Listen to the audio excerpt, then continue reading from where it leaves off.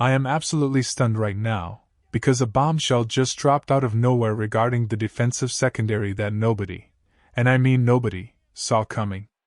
A highly anticipated draft pick, a guy with massive potential, has just been unexpectedly thrown out the door without ever playing a single NFL snap.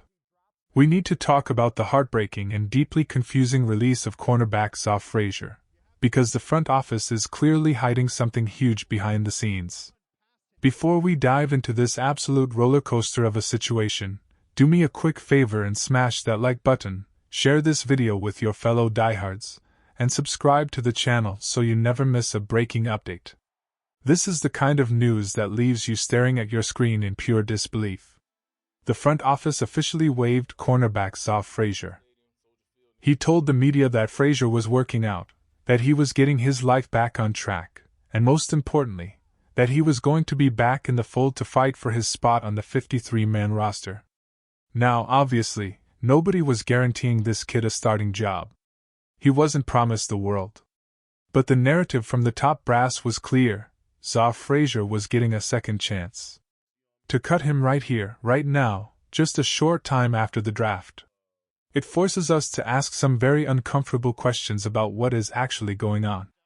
Seriously, what has to happen behind closed doors for a front office to completely abandon a physically gifted draft pick they heavily invested in, before he ever even sees the grass on a Sunday? Let's rewind and look at the entire timeline, because when you piece this together, the frustration really starts to mount. We all know the upside. They drafted Zah Frazier out of UTSA in the 5th round last year. We are talking about a big, long, physical pressman corner. He came into the league boasting nearly 33-inch arms and blazing speed, running a wildly fast 4.36 40-yard dash. The entire beat reporter pool was confused, the fans were kept in the dark, and everything became incredibly hush-hush. It wasn't until around roster cutdown day that Ryan Poles finally gave us a crumb of information. Poles revealed that Frazier was dealing with a serious personal matter, something that started before he even got drafted, and that he would step away from the team for the entire year. Poles confirmed he was back in the mix. So, for him to be suddenly cut entirely, it means the bridge wasn't just burned, it was blown to pieces. Question of the day: what do you think really happened behind closed doors to make the front office completely pull the plug on Zah Frazier after promising he would compete? Drop your theories and let me know down in the comments below, because I want to hear your perspective on this wild situation. When you try to analyze this without recklessly speculating on a young man's private life, you have to look at the business side. If this was just a mutual parting of ways, or if Frazier himself decided to step away from the game of football permanently, he would have been placed on the reserve retired list.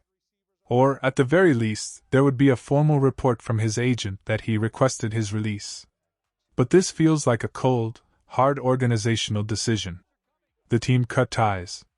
It feels like whatever deeply personal or off-field issue kept him away last year has unfortunately popped up again, and the front office has simply run out of patience.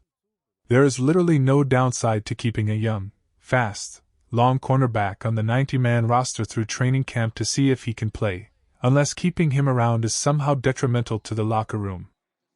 They lost trust in him. Something happened recently, something the brass did not like, and they made the swift decision to wash their hands of the situation. It is incredibly unfortunate because the potential was undeniably there. From a roster-building perspective, you do all the homework. You scout the film, you talk to the college coaches, you run the background checks, you analyze how a guy behaves off the field, and you still can never truly predict the human element.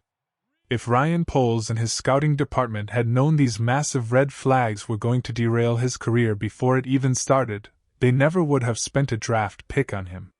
They took a calculated gamble on immense talent, and they rolled snake eyes. They got unlucky. For Zah Frazier, the human being, I genuinely hope he is okay. Whatever battles he is fighting off the field, I hope he conquers them.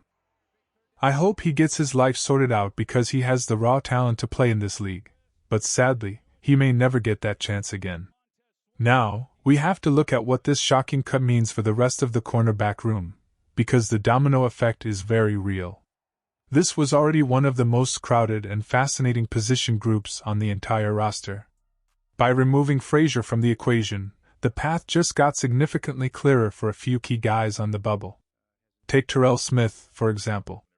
The guy is coming off an ACL tear, fighting to prove he belongs as he enters the final year of his rookie contract.